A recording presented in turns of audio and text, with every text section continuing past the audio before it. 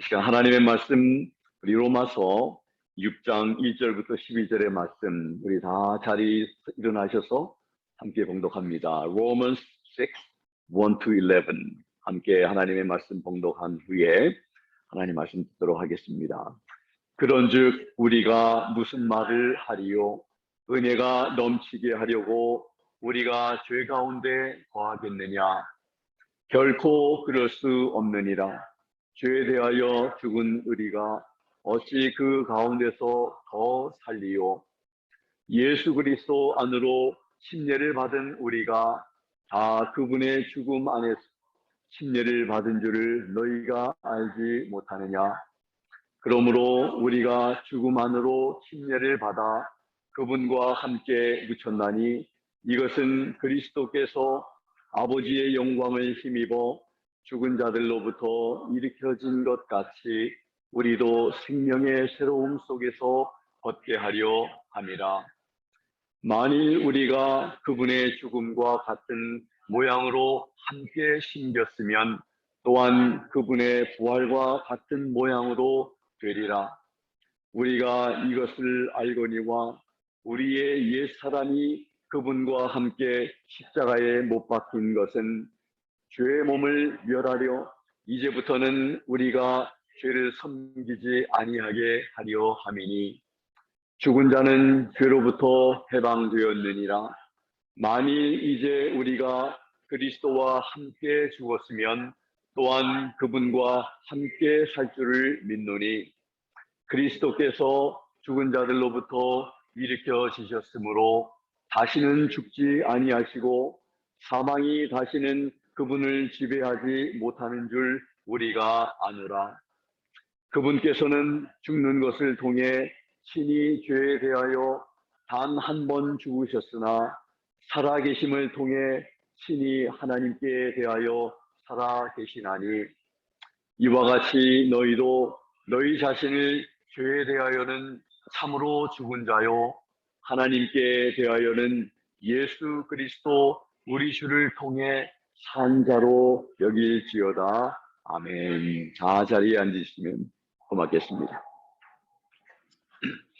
다 같이 기도하겠습니다. 하나님 아버지, 오늘 주시는 이 귀한 말씀을 통해서 하나님께서 저희들에게 알게 하시는 소중한 진리의 말씀을 잘 깨닫고 이해하고 들을 수 있도록 저희들의 귀를 열어주시고 저희들의 마음을 열어주시기를 간절히 비로합니다. 말씀을 통해 얼마나 우리가 예수 그리스도 안에서 복된 사람이 되었는지, 그리고 우리가 그 하나님의 놀라운 은혜를 받은 우리가 어떻게 남은 삶을 살다가 주님 앞에 서야 하는지를 잘 깨닫고 마음속에 새기고 하나님 앞에 결단할 수 있는 우리 모두 되게 하여 주시옵소서. 예수님의 이름으로 감사드리며 기도하옵나이다. 아멘.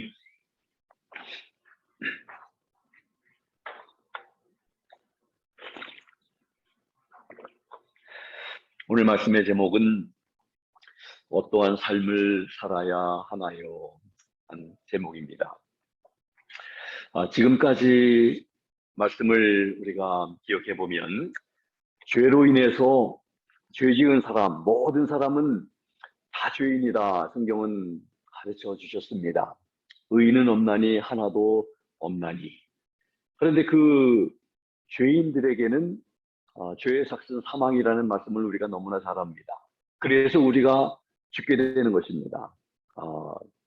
그래서 죄를 지은 사람에게는 하나님의 진노와 심판 그리고 저주 아래 있을 수밖에 없는데 죄인인 우리가 예수 그리스도를 믿음으로 그리고 하나님의 은혜로 말미암아 죄를 용서받고 또 하나님께서 우리를 의롭다 해 주셨다고 말씀하셨습니다. 의롭다 함을 우리가 받았기 때문에 하나님과 화평을 누리는, 하나님과 화목하게 되는 특권을 받았다는 중요한 말씀을 지금까지 우리가 들었습니다. 우리는 앞에서 믿음으로 말미암아 오직 예수 그리스도를 믿는 그 믿음으로만 하나님 앞에서 의롭다 하심을 얻는다는 것을 배웠습니다. 우리의 행위, 우리의 공로, 우리의 선하게 하려고 하는 어떤 노력이라든지 이런 것들은 하나님과의 관계를 회복하거나 우리의 죄를 용서함 받는 것, 그리고 새 생명에 어울리는 그러한 유익을 가져올 수 전혀 없다고 성경은 우리에게 말씀하셨습니다. 오직 하나님의 선물만이 우리 죄인들의 모든 그런 죄의 문제, 우리의 과거를 깨끗하게 할 수 있고 우리에게 생명을 주시며 또 삶의 의미를 부여할 수 있음을, 그리고 우리에게 승리를 안겨주시고 또 주님 안에서 우리가 안정된 그런 삶을 살 뿐 아니라, 그리고 잠깐뿐인 이 세상을 우리가 살다가 이제 이 세상을 떠날 때 그 순간들이 우리 모두에게 다 오지 않겠습니까? 한 사람도 예외가 될 수 없는데, 그럴 때 우리 예수님을 믿는 사람들에게는 천국을 보장하셨다는 것을 우리가 말씀을 통해서 들었습니다. 이러한 선물은 오직 예수 그리스도를 믿음으로만 가능하다 하는 말씀을 들었습니다. 믿음과 행위의 관계를 오해하는 경우가 많습니다. 행위는 이 구원을 받기 위한 원인이라기보다도 믿음의 결과입니다. 구원받기 위해서 우리가 어떤 노력과 우리의 행위가 절대로 필요하지 않습니다. 우리에게 필요한 것은 우리가 죄인인 것을 고백하고 회개하고 내 죄 때문에 예수님께서 앞에 보이시는 이 십자가에 달려서 그의 피와 그의 물 다 우리를 위해서 쏟아 부어 주셨다는 것을, 나 대신 죽으셨다는 것을 믿는 그 믿음만 가지고 있으면 하나님께서는 우리를 용서해 주시고 또 하나님께서 우리를 의롭다 해 주시는 것입니다. 그런데 이 행위는 예수님을 믿고 난 우리에게 이제 믿은 다음부터 이제 있게 되는 그러한 믿음의 결과라는 것이죠. 믿음은 언제나 순종과 응답으로 반응을 합니다. 하나님께 순종하게 되고 믿음이 있는 사람들은 하나님의 말씀에 아멘 그렇습니다 하고 순종하는, 이러한 응답하는 이런 반응을 보이면서 나아갑니다. 그러한 행위가 없는 믿음은 순종하지 않고 또 하나님 앞에 믿음으로 응답하지 않는 그런 믿음은 죽은 믿음일 것입니다. 하나님 앞에 인정받은 믿음은 항상 하나님의 말씀에 예스 하면서 우리가 나아가게 되는 것입니다. 그러면 성화에 대해서는 어떠한가요? 성화라고 하는 것은 거룩한 삶, 예수님을 믿으면 어린아이가 태어나는 것 같습니다. 어린아이가 태어나서 그냥 어린아이 그 모습으로 그대로 있지 않습니다. 우리 조한이가 벌써 참 드럼을 치는데 15년 전에 엄마 뒤에 엎여서 피아노를 쳤던 우리 조한이가 이렇게 멋있는 청년으로 성장하는 것처럼 이렇게 태어나면 성장을 하게 되어 있습니다. 우리 예수 믿는 사람도 예수님을 믿으면 어린 신생아처럼 태어나서 그때부터 자라게 되고 성숙하게 되는 것처럼 이 성화의 과정을 우리가 갖게 됩니다. 그리스도인의 생활을 깨끗하게 하고 견고하게 하고 완전하게 하는 것은 이 행위의 문제가 아닌 것입니다. 이 모든 것은 율법에서 규정되어 있지 않는가 이렇게 말씀하실 수도 있지만, 우리가 믿음으로 시작해서 이제 율법의 행위를 계속 하려는가 하는 이런 그 갈라디아서의 그런 그 말씀을 우리가 기억하면서 어떤 사람들은 그렇게 이 믿음과 행위의 문제 가운데 좀 그 질문을 던지기도 합니다. 그래서 이 문제에 대해서 갈라디아서와 우리 로마서 6장에서 8장에 답변을 하고 있습니다. 성경에 보면 예수님을 믿는 순간 하나님께서 우리를 의롭다 해주시는 그 칭의, justification, 우리의 노력이 아닌 믿음으로만 하나님 앞에 의롭다함을 받는 것을 칭의라고 하지요. 그 다음에 성화가 나옵니다. sanctification. 우리가 거룩한 삶을 살게 되고 주님 닮아가는 삶을 살려고 노력하는, 주님 만날 때까지 그 과정이 바로 성화의 삶입니다. 그리고 우리 주님을 만나서 영원한 우리 안식 가운데 주님의 임재 속에 나아갈 때 모든 것이 완성이 되는 완전함을 이루는 영화를 우리가 얻게 됩니다. 글로리피케이션입니다. 우리 주님의 영광 속에 우리도 함께 나아가게 되는 것을 말하고 있습니다.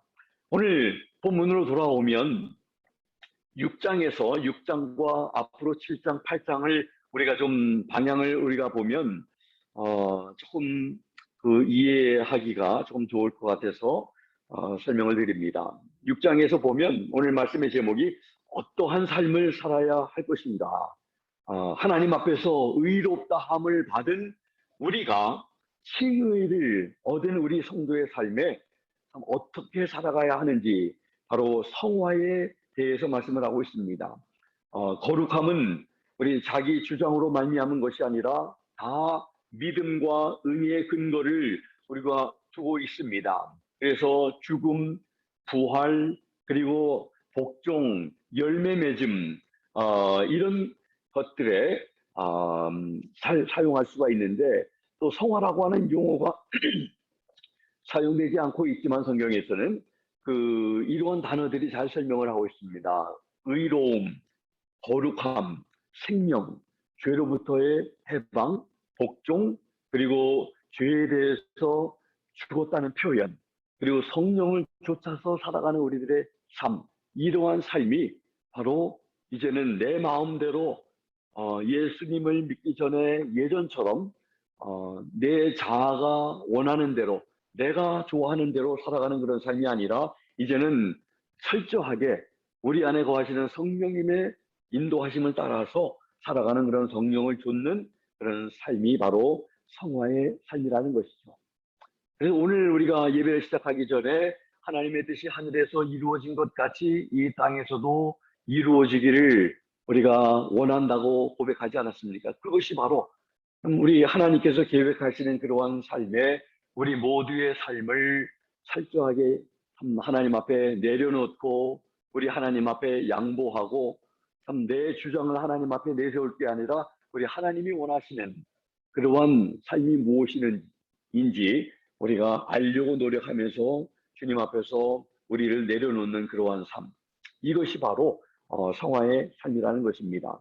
7장에 보면 이 율법이 인간의 필요에 대해서 말씀을 하고 있는데, 율법은 우리 지난번 이미 말씀을 드린 것처럼 거룩하지 못한 사람을 비참하게 만들 수 있지만 왜 그렇습니까? 이 율법은 우리가 죄인인 것을 깨닫게 해 주십니다. 그러나 율법 자체가 우리를 구원할 수가 없습니다. 율법을 지킴으로 구원받을 사람은 아무도 없다고 이미 선언한 바가 있습니다. 이 율법 때문에 우리가 죄인이구나 하는 것을, 그런 결론에 도착하게 되는 것입니다. 거기에서 또 시작이 되죠. 우리가 죄인이기 때문에 죄인인 것을 아는 그 순간부터 이제 이 내 죄의 문제 때문에 내가 어떤 노력을 한다고 또 선한 삶을 살려고 한다든지 어떤 우리가 공로로 주님 앞에서 의롭다함을 받을 수 없다는 것을 깨닫게 되기 때문에 주님을 바라보게 됩니다. 십자가에 나를 위해서 죽으신 그리고 다시 부활하신 예수님을 바라볼 수밖에 없게 하는 것이 바로 이 율법이 하는 일입니다. 그 다음부터 주님만 바라보면 그 다음부터 살 길이 생기고 그리고 죄의 용서받는 그러한 하나님의 놀라운 은혜를 경험하게 되고 하나님의 자녀가 되는 특권을 우리가 얻게 되는 것입니다. 그리고 8장에 보면 이 치유책으로서 율법이 해결할 수 없는 그러한 우리 인생의 문제를 성령 안에서 또 거룩하게 사는 그러한 그리스도인의 삶을 분명하게 제시하고 계시고, 현재의 이 인생을 우리가 살아가면서도 예수 그리스도 안에서 어떻게 우리가 승리할 수 있는지, 그리고 이 세상뿐만 아니라 우리 앞으로 우리 삶 후에 사후에 영광된 그런 하나님의 그런 나라를 바라볼 수 있는 소망을 다루고 있는 것이 바로 들어와서 8장인 것입니다. 그렇게 우리가 앞으로 달려갈 것입니다. 이제 6장으로 다시 돌아와서 보면 6장은 두 부분으로 이렇게 좀 만들어져 있는데, 먼저 오늘 1장 1절에서 11절까지 첫째 부분, 두 번째 부분은 12절에서 23절 이렇게 나눌 수가 있습니다. 먼저 오늘 함께 읽은 이 본문의 말씀을 통해서 중요한 것을 다루고 있는데, 중생은 바로 다시 태어나는 것, born again, 또 rebirth라고 하는 중생과 거듭남과 성결입니다. sanctification에 대해서 언급하고 있습니다. 태어남과 성장, 조금 전에도 제가 말씀했죠. 이 세상에 어린아이가 태어나면 이제 성장해야죠. 성장하지 않냐고 그대로 어린아기가 예쁘다고 그대로 그냥 머물러 있으면 참 부모들의 마음속에는 굉장한 고민과 걱정이 많이 있을 것입니다. 2살이 되고 2돌이 되고 3살이 되고 4살이 되고 5살이 됐는데 1살 된 어린아기의 모습으로 그대로 있으면 얼마나 걱정이 많습니까? 걷지 못하면 얼마나 걱정이 많습니까? 또 말을 하지 못하면 얼마나 걱정이 많습니까? 이게 시간이 지나감에 따라서 걷기도 하고 말도 하기도 하고 스스로 먹기도 해야 하는 것처럼 이 태어남과 성장의 관계가 그렇습니다. 태어나지 않는 사람은 성장할 수도 없습니다. 그러나 태어난 사람은 반드시 성장하고 성숙해야 합니다. 죄에 죽고 또 그리스도 예수 안에서 사는 삶을 침례를 통해서 잘 보여주고 있습니다. 오늘 말씀 안에서 발견되는 중요한 단어가 있다면 함께라고 하는 단어 많이 들으셨을 것입니다. 또 연합이라고 하는 단어도 우리 많이 귀에 익숙할 것입니다. 연합입니다. 그리스도와의 연합입니다. 오늘 말씀에서 가르쳐 주시는 중요한 진리는 거듭난 성도, 바로 의롭다 함을 받은 성도는 죄에 대하여 죽고 하나님께 대하여 사는 사람이라는 것입니다. 오늘 말씀에서 예수님과 함께 죽고 예수님과 함께 사는 성도에 대해서 말씀합니다. 그래서 침례를 우리가 받을 때에 침례 공부를 하면서 침례 왜 받아야 하는지, 침례를 받는 의미가 무엇인지 상징적인 그런 말씀이 오늘 본문에 로마서 6장 3절, 4절, 5절에 밝혀주고 있는 것입니다.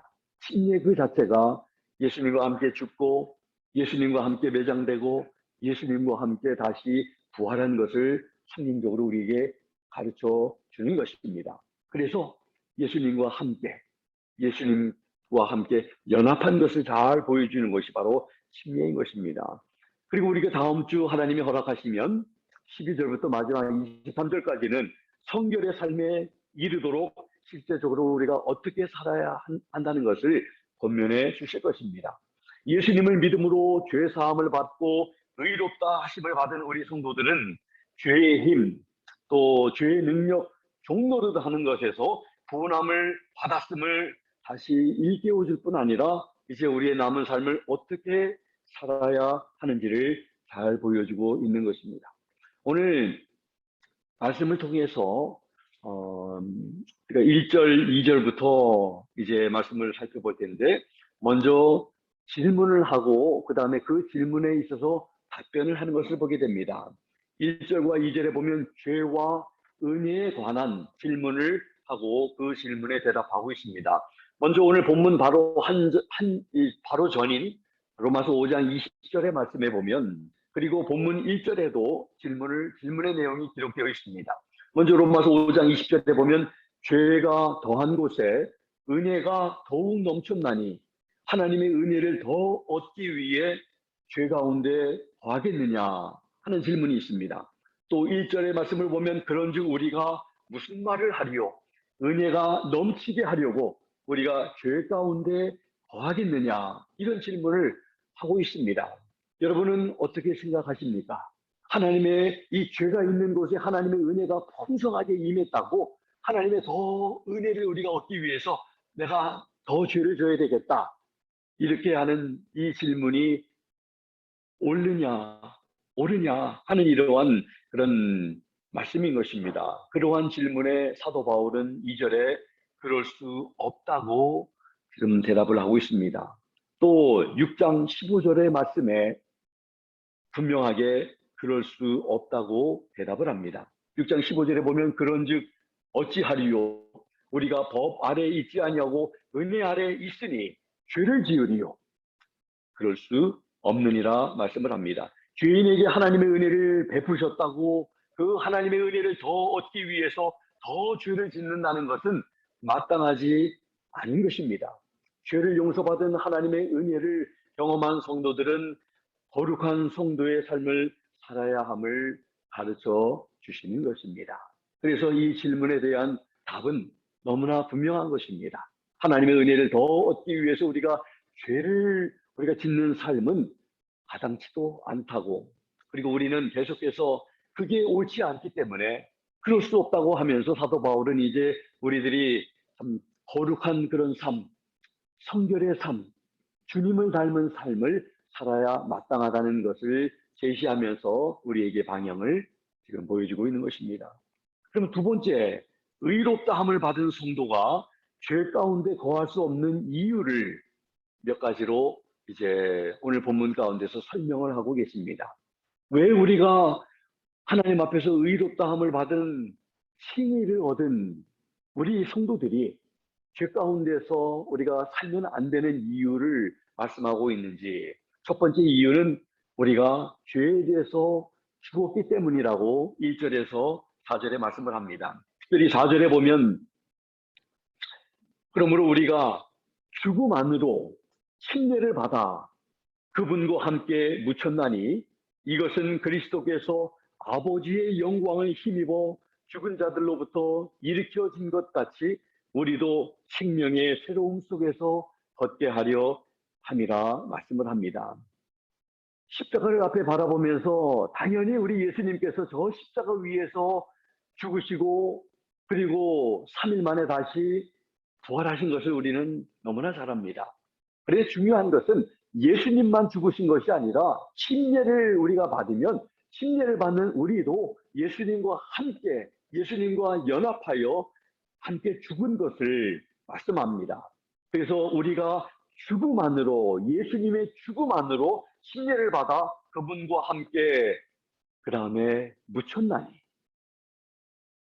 매장됐다는 것을, 그리고 예수님의 죽음과 매장과 그리고 매장되어서 그 무덤 안에서 계속 거하는 것이 아니라 죽은 상태로 머무는 것이 아니라 예수님이 죽음을 이기시고 사망 권세에 깨뜨리시고 다시 부활하신 것처럼 우리도 생명의 새로움 속에서 걷게 하려 합니다. 이제는 예수님만 부활하신 것이 아니라 우리도 예수님의 부활하신 것처럼 우리도 새 생명 얻게 되었다는 것을 말씀하시는 것이 바로 오늘 이 말씀입니다.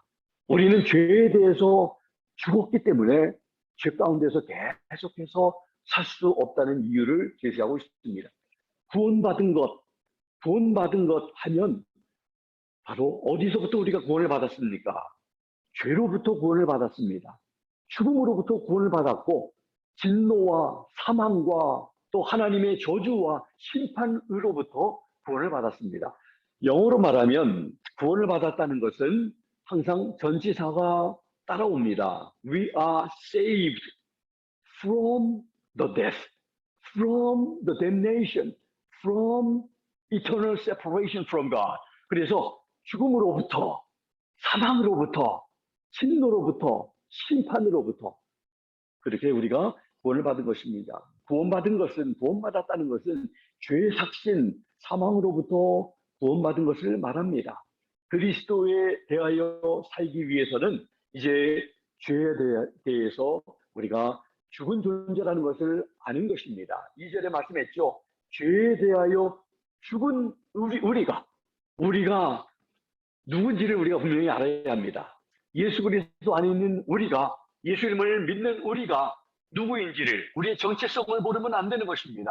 우리의 정체성은 바로 죄에 대하여 죽은 우리라는 것입니다.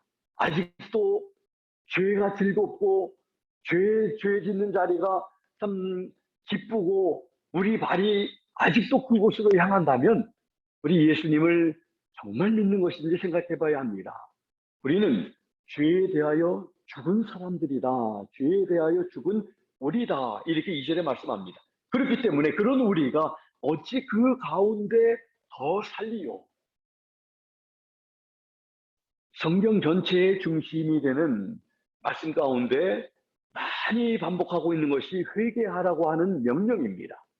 죄를 짓는 이스라엘 백성들에게 회개하라고 선지자들을 보내고 그 선지자들을 돌로 치기도 하고 죽이기도 했는데 하나님께서는 결국은 하나님께서 육신을 입고 이 세상에 오셔서 대신 죽으시고 대신 죄의 형벌을 받으신 것입니다. 회개하라고 하는 명령이 너무나 분명하게 우리에게 가르쳐주고 있습니다. 우리가 죄에서 돌이켜 하나님께 가지 않는 한 믿음은, 그러한 믿음은 구원을 받을 수 없는 것입니다. 그래서 구원의 가장 처음 시작점이 어디냐면 우리가 죄인인 것을 깨닫는 것이고 그리고 회개하는 것에서부터 시작이 되죠. 회개하지 않으면요 구원은 있을 수가 없습니다. 하나님의 용서함을 받을 수가 없습니다. 하나님께 용서를 구해야 하나님이 우리를 용서해 주십니다. 예수님께서 십자가에 돌아가셨다고 그리고 부활하셨다고 모든 사람들이 다 저절로 구원을 받는다고 가르치는 것은 유니버설리즘입니다. 예수님이 모든 사람들을 위해서 다 십자가에 죽으셨다고 그래서 그 사람들이 자동적으로 다 구원을 받는다고 믿고 가르치는 것이 바로 그들의 가르침인데 성경은 그러지 않습니다. 자기의 죄를 깨닫고 회개하고 뉘우치고 주님을 바라볼 때 우리 주님께서는 그런 믿음을 보시고 하나님의 은혜로 말미암아 우리 주님의 피공로로 우리를 의롭다 해주시고 우리의 죄를 용서해 주시는 것입니다. 죄에 대하여 죽은 사람은 죄에 대하여 반응하지 않고 그는 하나님께만 반응하고 하나님께 순종합니다. 이 말씀을 잘 들어보시면 좋겠어요. 두 사람을 제가 소개할 텐데 누구든지 죄 안에서 죽었거나 또 다른 사람은 죄에 대하여 죽었거나 둘 중에 한 가지입니다. 여러분들 이런 표현 들어봤죠?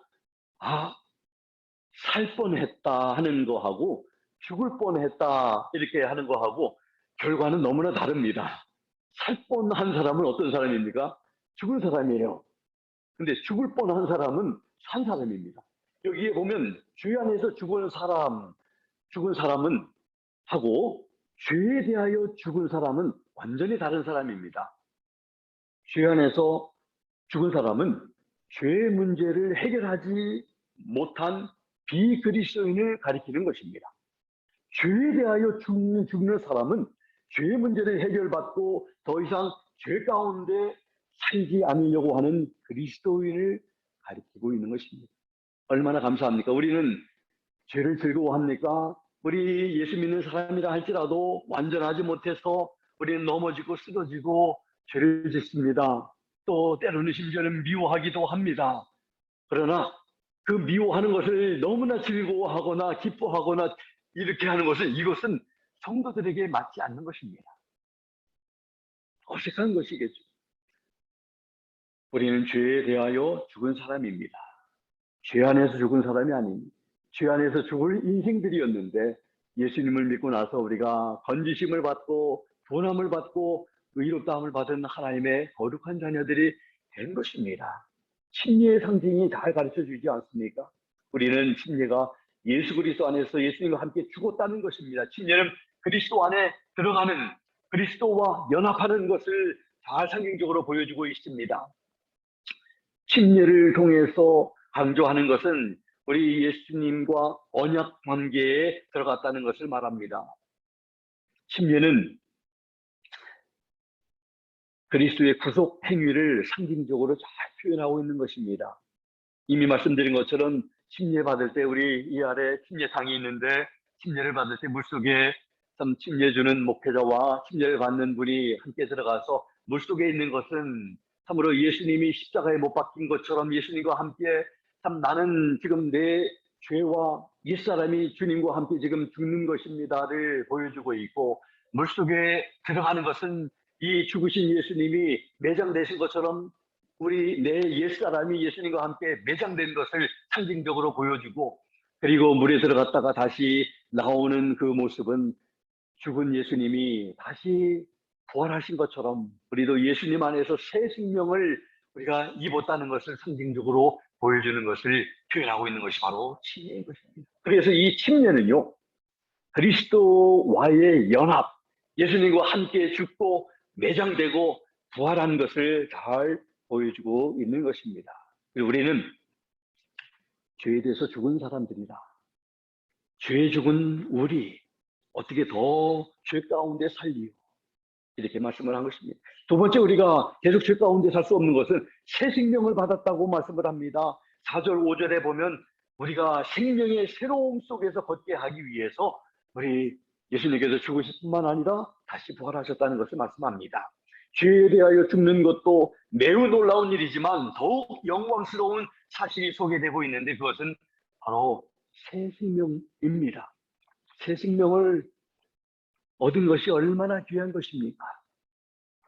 육신은 죽어도 우리가 오늘 죽으면, 눈을 뜨면 우리 주님의 영광 속에서 주님 앞에 서게 될 이런 새로운 생명, 하나님의 생명이 우리들에게 부어졌기 때문에 그것이 가능한 것이고, 우리의 죽을 육신도 다시 부활의 몸으로 다시 변해서 주님 앞에서 영원토록 찬양하며 예배하며 주님을 높일 그런 영원한 영광스러운 소망이 예수님을 믿는 여러분과 제게 있는 줄로 믿습니다.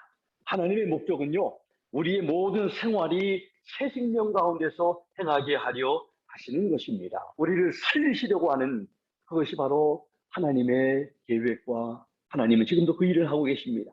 사도 바울은 그리스도의 죽으심과 부활에 우리가 깊이 연관되어 있다는 것을 묘사하기 위해서 강한 표현을 사용합니다. 그는 우리가 그의 죽으심을 본받아 연합한 자가 되었으면, 이렇게 표현합니다. 연합한 자가 되었으면, 우리 주님께서 죽으신 것 같이 우리도 그의 죽음에 연합한 자가 되었습니다. 여러분들, 예수님이 죽으셨기 때문에 부활이 가능했죠. 죽으시지 않았으면 부활은 없습니다. 우리가 부활하기 위해서는 반드시 예수님과 함께 죽는 것이 필요합니다. 죽지 않고 부활을 꿈꾸는 사람은 이것은 가능하지 않습니다. 예수님과 반드시 죽어야만 새로운 생명, 부활이 우리들에게 주어진다는 것입니다. 예수님, 여러분들, 우리가 그래서 죽음이 필요해요. 우리의 자아와 옛사람과 우리의 죄된 성품이 예수님 안에서 완전히 죽지 않으면 여러분들 부활은 있을 수가 없습니다. 그런데 이것은 그냥 물속에 한번 들어갔다 나왔다고 해서 우리가 완전히 천사와 같이 변화되는 것이 아닌 것입니다. 주님 만나는 그 날까지 계속적으로 우리의 자아와 내 고집과 내 주장과 나의 못된 성품들, 부끄러운 것들, 여러분들 저만 있나요? 우리 모두에게 다 그런 변화되어야 할 부분들이 많지 않습니까? 점점 우리가 예수님을 믿으면서 참 조금씩 우리가 변화받고 다듬어지고 주님을 닮아가고, 그래서 제가 그런 말씀을 우리 아들하고 며느리 공항에서 픽업을 하면서 하나님께서 좋은 차를 주셔가지고, 그런데 그 이제 어떻게 구입하게 된 과정을 쭉 설명하면서 이 세 번째 딜러를 갔는데 한국 그 세일스퍼슨이 저랑 이제 그냥 이렇게 처음 만나가지고 얘기를 하는데, 목사님이시죠? 그렇게 물어보는 거예요. 제가 목사라는 것 제 뒷조사도 안 했을 텐데, 제가 어떤 사람이라는 걸 전혀 바뀌지 않았는데, 그렇다고, 그러면서 어떻게 아셨냐고 이렇게 하면서 했는데, 그분이 제가 좋은 조건으로 차를 리즈할 수 있도록 굉장히 많이 도움을 줬습니다. 그래서 참 제가 목사라고 이렇게 저를 알아봐 주지 아니하시고, 참 제가 예전에는 큰 차를 이렇게 택시를 사용하는 이런 차를 운전을 했는데, 멀티베이 그레마키를 탔는데, 그 택시 운전사라고 저도 이렇게 알아봐주고, 그렇게 하면은 참 굉장히 제가 하나님 앞에서 잘못 살았을 텐데, 제가 목사라고 말을 안 해도 목사로 이렇게 봐주시고, 또 그래서 제가 더 잘 살아야 되겠구나. 제가 잘못하면 안 되겠구나 하는 그런 생각을 또 해보았습니다. 아무튼 우리가 어디 가든지 우리 주님과 우리가 연합된 사람으로서 우리가 그런 말이라든지 우리의 행동이라든지 우리의 모든 것들이 주님을 대변하는 그런 사람으로 우리가 살아가고 주님을 닮아가는 사람으로 우리가 살아가야 한다는 것을 말씀합니다. 왜? 주님과 연합한 우리 존재이기 때문에.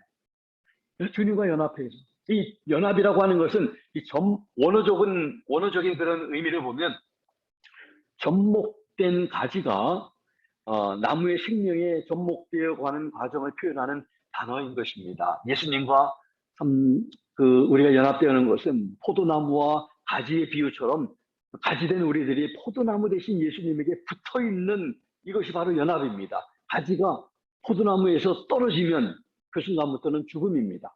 열매를 더 맺지 못하고 그 가지는 아무 쓸모 없어서 불쏘시개로 씌어질 것입니다. 버림을 받게 될 것입니다.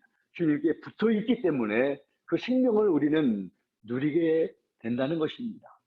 성도가 우리가 침례가 상징하듯이 그의 죽으심과 함께 우리가 참 죽었기 때문에 그분의 부활도 우리가 공유할 수 있는 것입니다. 성도가 예수 그리스도와 함께 죽었다면 이런 표현을 하고 있죠. 그러면 그분의 사신 것 같이 우리도 살 것입니다. 내세뿐 아니라 현재 살면서 그리스도께 헌신된 새로운 삶을 통해서 그의 부활에 연합하게 되고 부활의 능력이 얼마나 큽니까?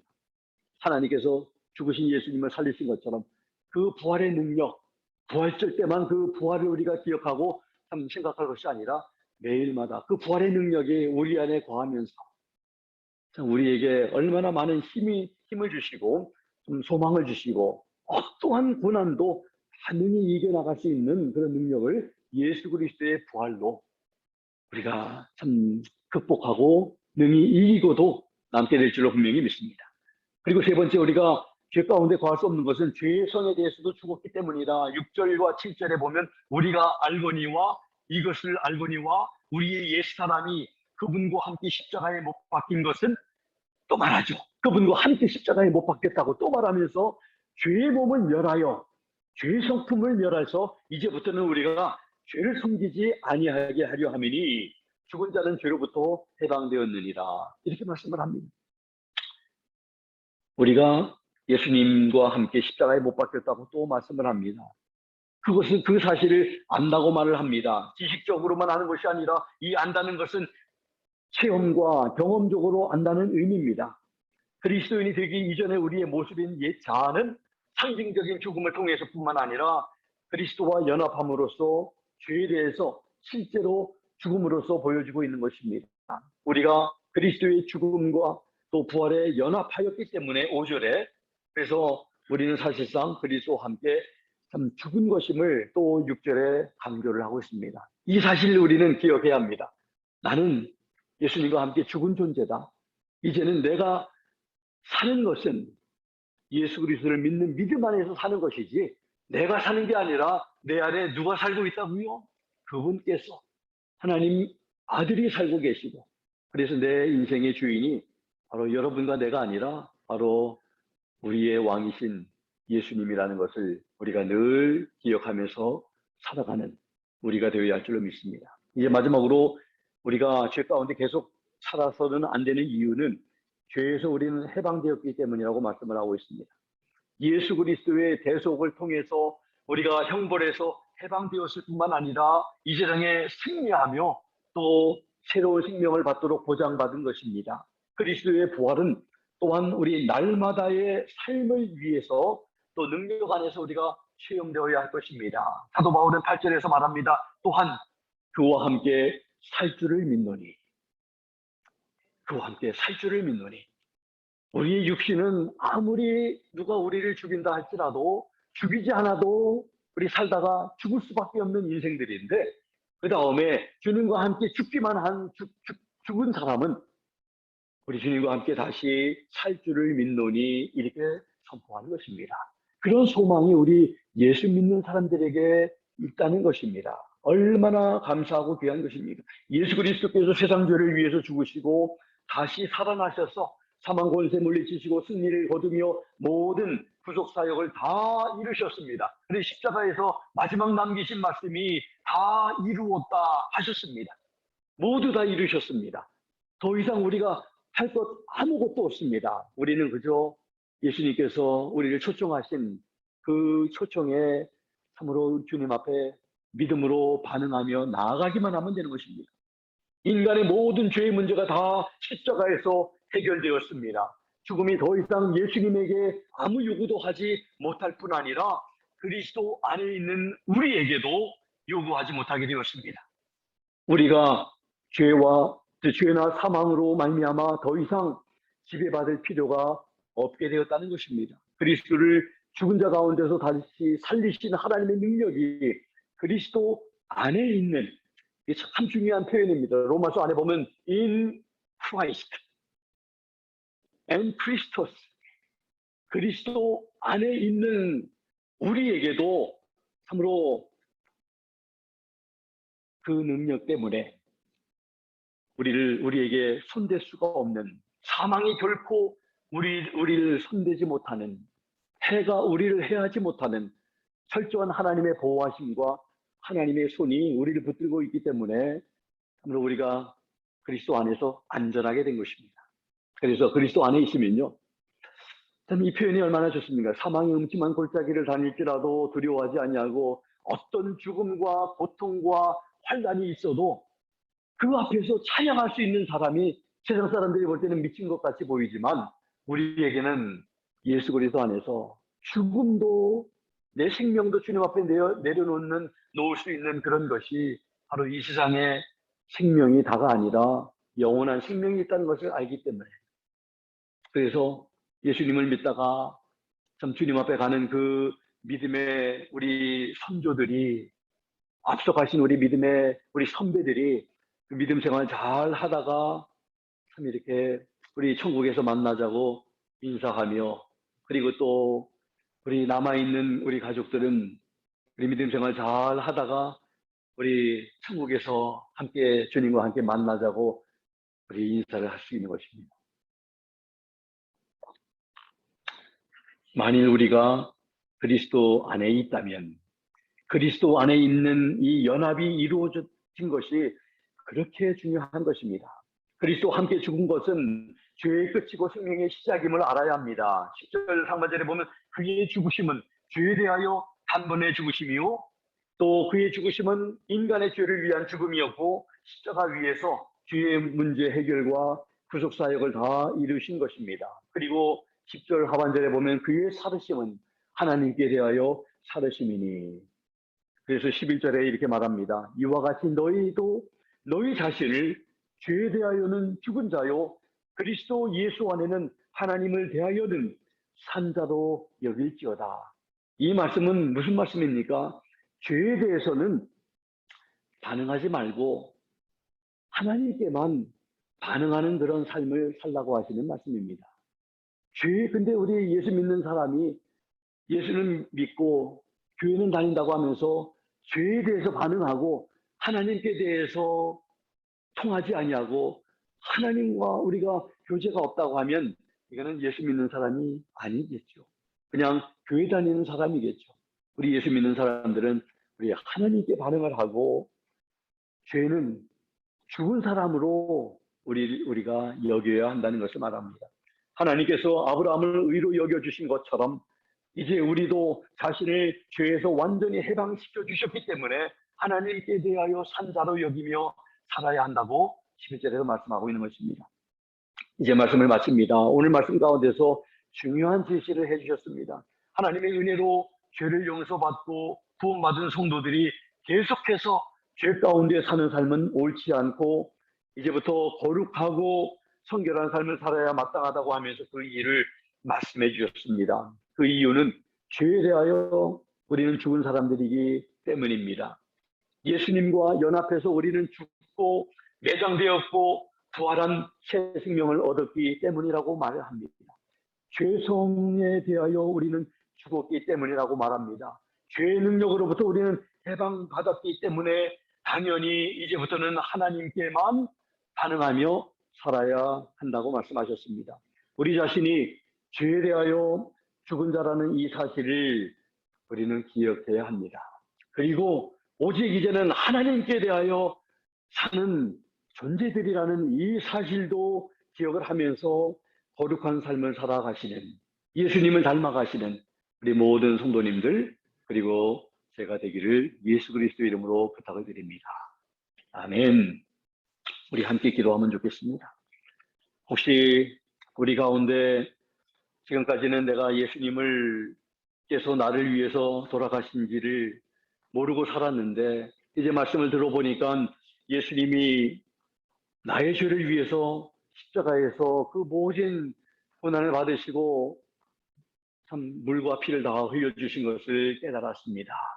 그분을 믿기만 하면 나의 모든 죄를 다 용서하시고 하나님의 자녀 삼아주시고 영원한 또 천국을 우리에게 허락하신다는 말씀을 드렸습니다. 혹시 이 가운데 그러한 예수님, 내가 죄인입니다, 그리고 나를 위해서 죽어주신 그 예수님을 믿겠습니다, 혹시 고백하시는 분 계시면 오른손을 잠깐 들어서 하나님 앞에 표현해 주시면 좋겠습니다. 혹시 계십니까? 내가 예수님을 믿기를 원합니다. 예수님이 나를 위해서 죽으실 뿐만 아니라 나의 구세주와 나의 주님이신 것을 믿습니다. 혹시 고백하시는 분 계시면 오른손을 들어서 하나님 앞에서 손을 들어서 표현해 주시면 좋겠습니다. 계십니까? 예.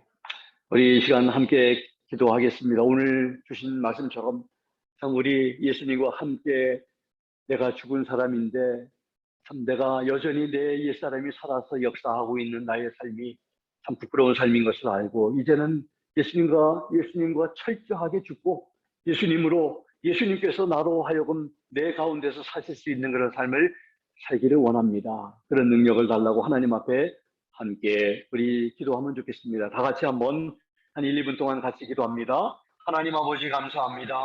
오늘 주신 귀한 말씀 통해서 우리가 어떻게 살아가야 하나요? 우리가 하나님의 은혜를 더 얻기 위해서 죄 가운데 더 하나님의 은혜를 받기 위해서 살아야 하는지 결코 그럴 수 없다고 말씀했습니다. 이제 아버지 하나님, 우리는 죄로부터 해방되었고 이제 죄에 대해서 죽은 자이기 때문에 예수님과 함께 십자가에 죽고 예수님과 함께 아버지 하나님 새로운 생명을 아버지 부여받은 하나님의 아버지 하나님 자녀들이기 때문에 우리 더 이상 죄 가운데 거하지 아니하고 이제 거룩하고 성결된 삶을 살아야 한다는 말씀을 통해서 도전 주셨습니다. 그렇게 살아가는 우리 모두가 될 수 있도록 하나님 역사에 주시옵소서. 아버지 하나님 감사와 영광을 돌립니다. 우리의 힘으로 할 수 없는 것을 우리는 너무나 잘합니다. 아버지 하나님, 우리 주님께서 우리 안에 거하시는 성령님께서 참으로 우리에게 참 거룩한 삶을 살 수 있도록 역사하여 주시고 힘 주시고, 그래서 아버지 하나님 거룩한 삶, 주님을 닮아가는 삶, 그런 삶을 살아가는 아버지 하나님 저희들 되게 해 주시기를 원합니다. 아버지 하나님 감사합니다. 우리 안에 거하신 주님을 감사합니다. 우리의 왕이신 주님, 우리의 주인이신 주님, 아버지 하나님 주님의 뜻대로 살아가며 내 안에 사셔서 내 안에 사시는 우리 그분의 인도함 따라 살아가는 저희들 다 되게 해주시기 원합니다. 아버지 거룩함이 열매를 맺게 도와주시고 우리를 통해서 하나님이 영광 받으시고 많은 영혼들이 주님 앞에 돌아오는 그러한 삶을 살 수 있도록 하나님 역사해 주시옵소서. 감사드리며 예수 그리스도 이름으로 기도드리옵나이다. 아멘. 주신 말씀 생각하면서 다 자리에서 일어나셔서 찬송가 214장 우리 함께 고백하는 시간 갖겠습니다. 214장 찬양하겠습니다.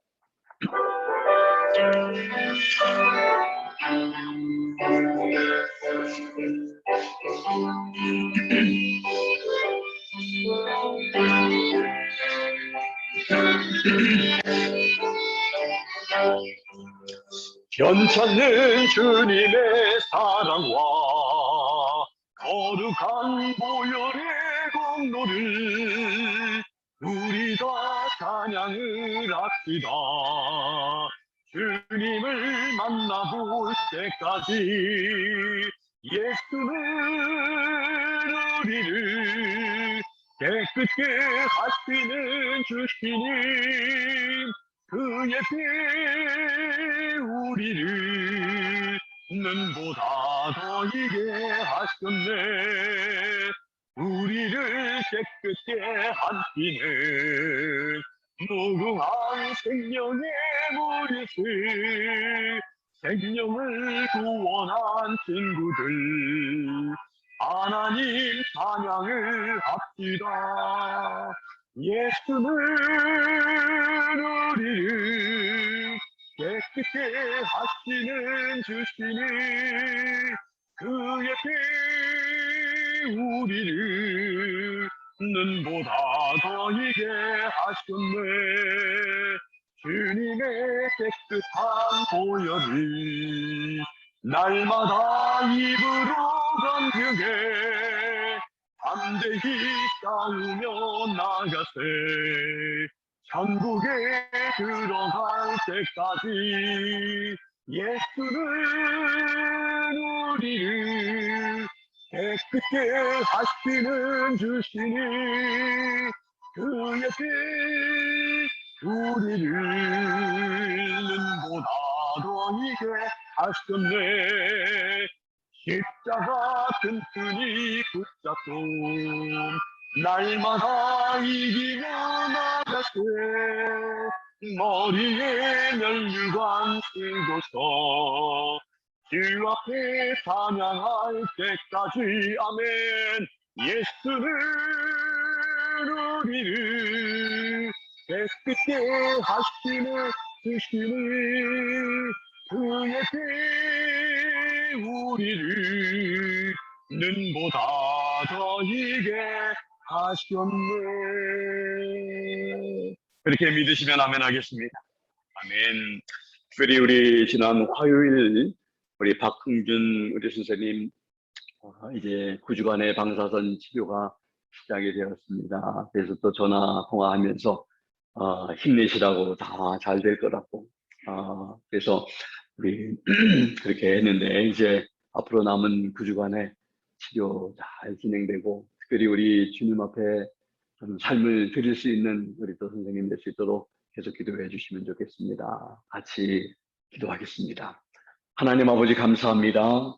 우리 박흥준 선생님 이제 지난 화요일 9일부터 9주간의 방사선 이제 치료를 시작했습니다. 하나님 도우셔서 우리 하나님의 치료하심 통해서 참으로 모든 이 전립선 암세포가 다 예수 그리스도의 권세 있는 이름으로 다 사멸되게 해주시고 다 회복되도록 하나님 도와주시기를 간절히 빌고 원합니다.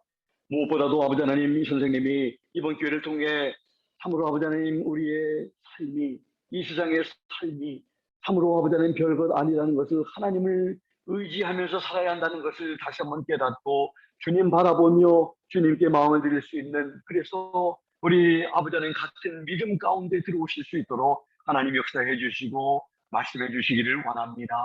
부드러운 마음을 주시고 아버지 하나님 그 마음속에 우리 주님을 바라보는 그런 믿음을 허락해 주시기를 간절히 빌고 원합니다. 지금은 우리 주 예수 그리스도의 무한하신 은혜와 하나님 아버지의 극진하신 사랑하심과 성령님의 감동 감화 역사 충만 도전하심이 오늘 귀한 말씀을 통해서 예수 그리스도를 믿음으로 의롭다함을 받은 성도들이 어떻게 살아야 하는지를 말씀을 통해 분명히 도전해 주셨고 제시해 주신 것처럼 예수님을 닮아 거룩하고 성결한 삶을 살기로 하나님 앞에 다짐하며 더욱더 감사로 충만하기로 하나님 앞에 결단하는 사랑하는 귀한 성도님들 모든 예배자들 머리 위에 지금부터 영원토록 함께 하시기를 살아계시고 존귀하신 예수 그리스도 이름으로 간절히 축원하옵나이다. 아멘.